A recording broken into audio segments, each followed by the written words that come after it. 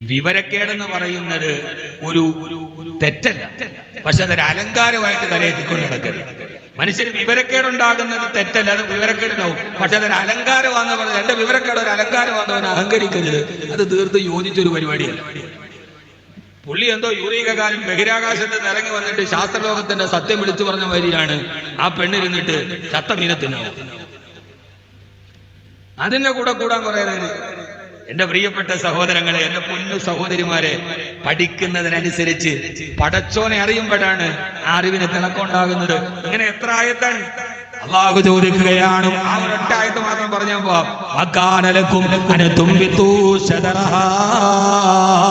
നിങ്ങൾ ഈ ബഹിരാകാശത്തോട്ട് പോയവരോട്, ധന്നറുമായി വ്യാഴവും ചൊവ്വയും കീഴടക്കിയവരോട്, പെണ്ണുങ്ങളെ നിങ്ങളെ തലയിൽ തേക്കുന്ന താളിയുടെ ഒരിലയെ സൃഷ്ടിക്കാൻ നിങ്ങളെ കൊണ്ട് കഴിയുമോ? ഒരു പുൽക്കൊടി പടച്ചോൻ സൃഷ്ടിച്ചതല്ലാതെ ഒരു പുൽക്കൊടിയെ നിങ്ങൾക്ക് സൃഷ്ടിക്കാൻ പറ്റുമോ? പറ്റൂല.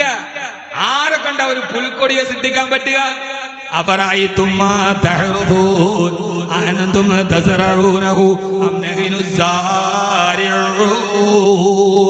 അഫറഅയ്തും മാ തഹ്റുദൂൻ, കൃഷി ചെയ്യുന്നത് നിങ്ങൾ കണ്ടിട്ടില്ലേ? ആരാണ് കൃഷി ചെയ്യുന്നത്?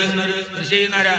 ഹർത്ത് എന്ന് പറഞ്ഞാൽ കൃഷി. അടുത്ത ചോദിച്ചു അന്തും തസ്റഊനഹു, പക്ഷേ കുഴിച്ചിട്ടതല്ലേ നീയുള്ളൂ, അതിനെ മുളപ്പിച്ചത് ഞാനാണോ നിങ്ങളാണോ? പിന്നെ സറഅൻ മുളപ്പിച്ചതാരാ? മുളപ്പിച്ചതാരാ? മനുഷ്യനാണെങ്കിൽ എല്ലാം മുളയ്ക്കണ്ടേ? കരിഞ്ഞു പോയതെന്താ? അന്തും തസ്റഊനഹു അം നഹ്നു സാരിഊൻ, അതിനെ മുളപ്പിച്ചത് ഞാനാണോ നിങ്ങളാണോ? മുളപ്പിച്ചതാരാണ്? അല്ലാഹു.